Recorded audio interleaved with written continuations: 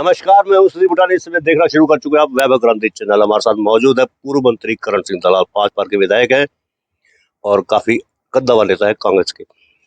दलाल साहब, मल्लिकार्जुन खड़गे कांग्रेस के राष्ट्रीय अध्यक्ष होंगे नए। कांग्रेस का ग्राफ बढ़ेगा, क्योंकि पिछले 2 लोकसभा चुनाव की बात करें तो एक बार 42 और एक बार 40 पर सिमट गई थी कांग्रेस। जो मल्लिकार्जुन जी खड़गे साहब जो हमारे अध्यक्ष बने हैं, तो निश्चित तौर पर देश के अंदर इतने लंबे अरसे के बाद जो कांग्रेस के ऊपर आरोप लगाए जाते थे कि कांग्रेस परिवारवाद को बढ़ावा देती है, एक ही परिवार की पार्टी है, तो अब एक दलित समाज से जुड़े हुए देश के बहुत बड़े कदावर नेता को राष्ट्रीय अध्यक्ष कांग्रेस ने बनाया है।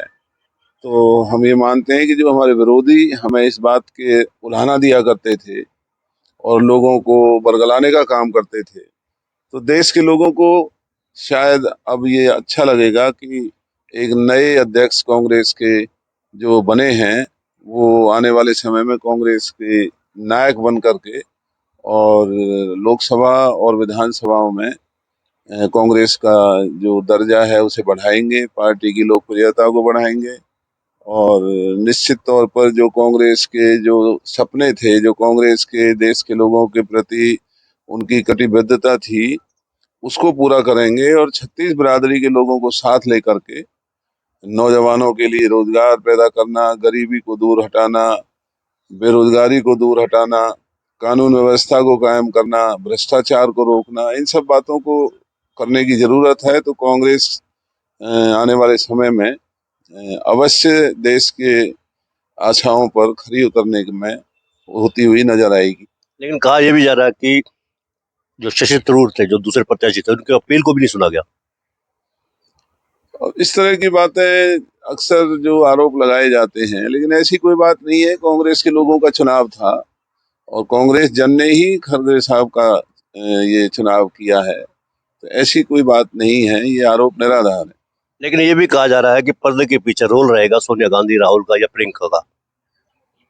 नहीं, क्योंकि गांधी परिवार का इस देश के प्रति जो योगदान है, जहां इतनी कुर्बानियां गांधी परिवार ने देश के लिए जो दी हैं, तो कांग्रेस के लिए ही नहीं बल्कि पूरे देश में गांधी परिवार का सम्मान है। और ये सौभाग्य की बात है कि वो कांग्रेस के अंदर हैं और जो पदयात्रा राहुल गांधी जी कर रहे हैं, उससे पहली दफा जो हमारे विरोधी हैं, उन विरोधियों को इस पहली दफा हम देख रहे हैं कि वो राहुल गांधी जी का विरोध नहीं कर पा रहे हैं और जनमानस राहुल गांधी जी के साथ जुड़ता हुआ नजर आ रहा है।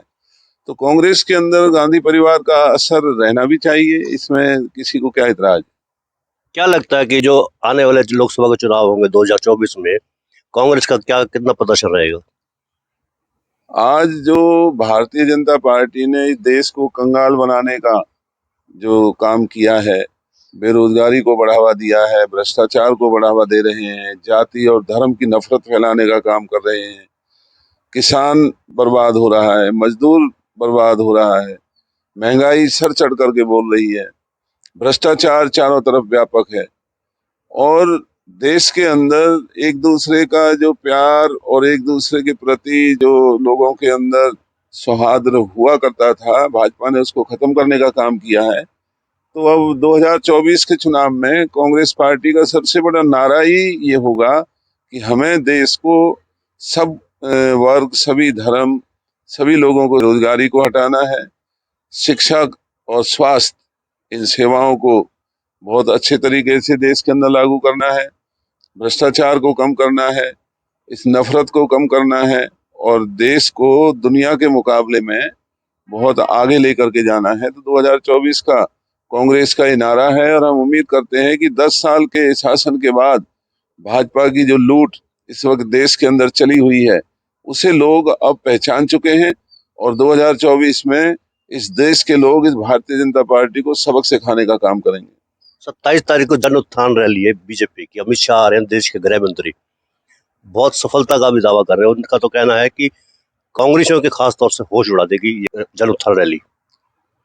ये जो रैली फरीदाबाद में अमित शाह जी की होने जा रही है, तो ये एक जबरन लोगों के ऊपर रैली को थोपा जा रहा है।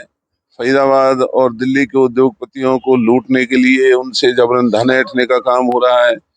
उस दिन रैली के अंदर भीड़ जुटाने के लिए जबरन सरकारी कार्यालयों की छुट्टी की जा रही है, स्कूल कॉलेजों के ऊपर दबाव बनाया जा रहा है और एक रैली ना हो करके एक डर सा यहाँ पर पैदा किया जा रहा है कि अगर अमित शाह की रैली में ज्यादा भीड़ अगर होगी नहीं होगी तो अमित शाह इनसे नाराज हो सकते हैं।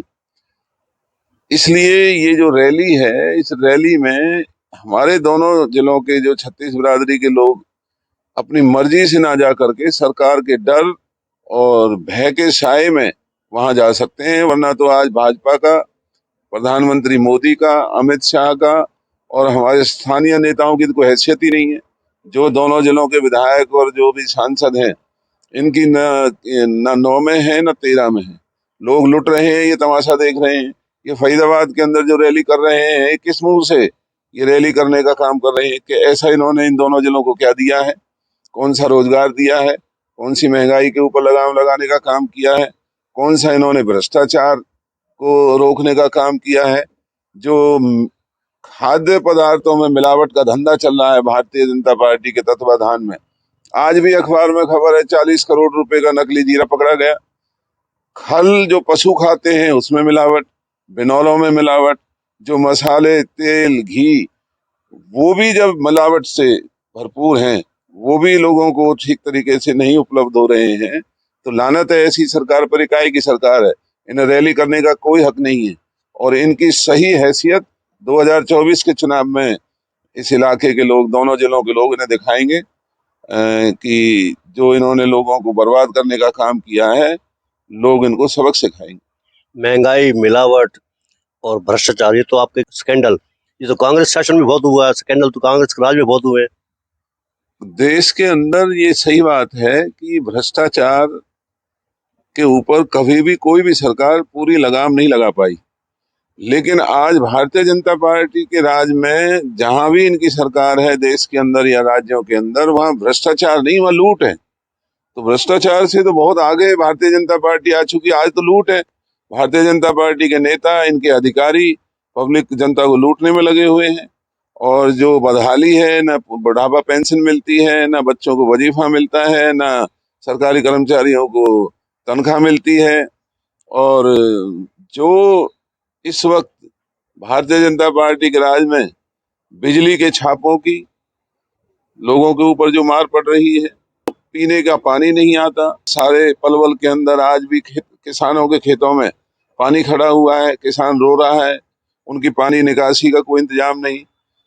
पहली दफा पलवल फरीदाबाद जिले के, मेवात जिले के लोगों को जो फसलों में नुकसान हुआ है, कोई भी सरकारी अधिकारी या भाजपा के जो गुलाम है, ये वहां जाकर के देखने को भी तैयार नहीं है कि किसानों की क्या हालत है। और आज ये फसल किसानों की जा चुकी है और पानी निकासी ना होने की वजह से अगली फसल भी नहीं बोई जा सकेगी।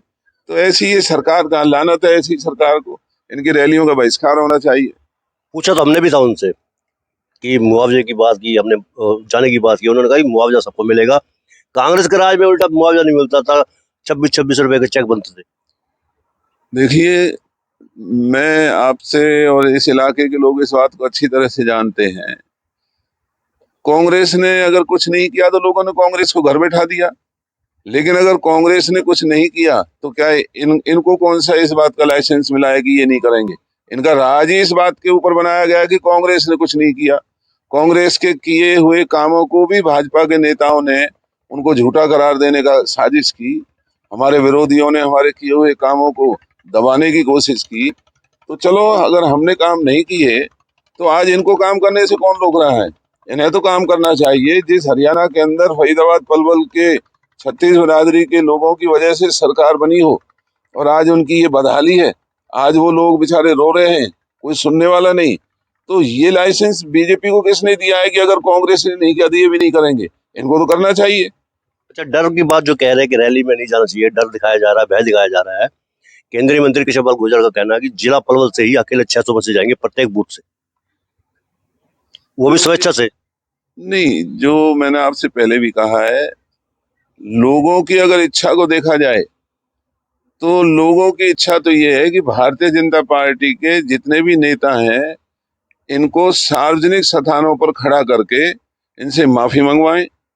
जो इन्होंने वादे किए थे, वादे पूरे नहीं किए, उसके लिए ये लोगों से माफी मांगे। और इनका सामाजिक बहिष्कार करने का लोगों का मन है। ये जो रैली है, चाहे पलवल जिले का नाम लेते हैं, चाहे फरीदाबाद का नाम ले रहे हैं, केवल डाकुओं का, लुटेरों का सा डर बना करके दुकानदारों को, कर्मचारियों को, स्कूल के जो प्रबंधक हैं उनको, या जो दूसरे लोगों को, या जो भाजपा के लुटेरे, जो कार्यकर्ता जो लूट रहे हैं लोगों को, जो अधिकारियों के गुलाम बन करके वो अधिकारियों की जेबों को भरने का काम कर रहे हैं, इस तरह के लुटेरे वहां जरूर जाएंगे। तो ऐसे लुटेरों का इन दोनों जिलों से कोई लेना देना नहीं है। अच्छा, पलवल की बीजेपी बार बार ये क्लेम भी करती है कि हमने डर की राजनीति को खत्म किया है, बदले की भावना की राजनीति को खत्म किया है। करण दलाल जब मंत्री थे, पूर्व मंत्री थे, जब विधायक थे, तो उनके शासनकाल में नीम का जेल भरी जाती थी, जबकि आज शांति का माहौल है। जो इस तरह की भाजपा के नेताओं का जो ये झूठा प्रचार है, उसे लोग अच्छी तरह से जानते हैं। हमारे राज्य में जो गुंडे बदमाश थे, जो समाज के लोगों का उत्पीड़न करते थे, गुंडागर्दी करते थे, उनके खिलाफ कार्रवाई हुआ करती थी। जो लुटेरे बंदूक के दम पर यहाँ फिरौती लेने का काम करते थे, उनके खिलाफ कार्रवाई हमारे राज्य में हुआ करती थी।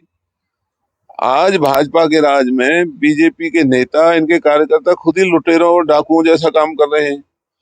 तो आज खुली छूट है, कोई चाहे अफसर हैं, अधिकारी हैं, कोई भी कर्मचारी हैं या राजनेता हैं, भाजपा के नेता हैं, एमएलए हैं, एमपी हैं, वो सब पब्लिक को लूट रहे हैं। और जो प्रशासन है मूक दर्शक बना हुआ है।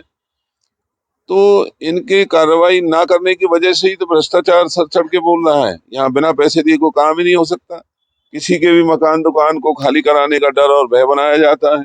भाजपा के नेता चारों तरफ से जो नाजायज कॉलोनी काटने का काम कर रहे हैं, शहरों के स्वरूप को बिगाड़ने का काम कर रहे हैं। तो इनके खिलाफ कानूनी कार्रवाई होनी चाहिए। हमारा अगर राज आया तो जो भी इस तरह के बेईमान अधिकारी हैं, नेता हैं, या जो सामाजिक तत्व हैं, उनके खिलाफ कानूनी कार्रवाई की जाएगी। तभी जो समाज के भले और शरीफ लोग हैं, वो तभी इज्जत से रह सकते हैं जब कानून अपना काम करेगा, जो आज नहीं कर रहा है। हमारी सरकार बनी तो कानून अपना काम करेगा। बीजेपी तो ये कहते हैं कि लगातार तीसरी बार मुख्यमंत्री सीएम होंगे मनोहर लाल, बीजेपी सरकार बनाएगी 2024 में भी। कांग्रेस या आम आदमी पार्टी जो दावा करते हैं, वो भी पहले की तरह सिमट के जाएगी।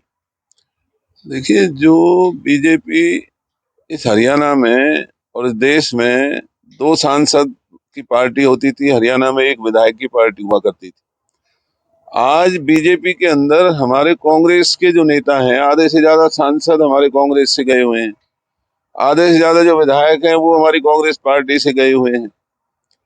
2 दफा सरकार बनाने के बावजूद भी आज भाजपा की सरकार की उपलब्धि क्या है, जो ये तीसरी दफा सरकार बनाने की बात कर रहे हैं? ऐसा कौन सा काम किया है इन्होंने जो तीसरी दफा इनकी सरकार बनेगी? आज जो गांवों में हमारे बच्चे फौज में भर्ती होने के लिए जो सपने वो सजोते थे, और गांवों के खेतों में, सड़कों पर दौड़ दौड़ करके जो मेहनत करके फौज में अपना जीवन बनाते थे, आज इस भाजपा की निकम्मी सरकार ने ग्रामीण अंचल के जुड़े हुए नौजवानों के भविष्य के और उनके सपनों के ऊपर पानी फेरने का काम किया है। ये सरकार बनाने की बात करते हैं। इनकी जगह आने वाले दिनों में इस देश की जेलों में रहेगी। तो ये थे हमारे बीच पूर्व मंत्री करण सिंह दलाल, जिन्होंने दावा किया कि कांग्रेस की सरकार एक बार फिर से बनेगी। लोगों में डर और भय जो आज व्याप्त है, वो पहले कभी कांग्रेस शासन में नहीं रहा है। कुशलीपुर के फार्म हाउस से श्री बुटानी।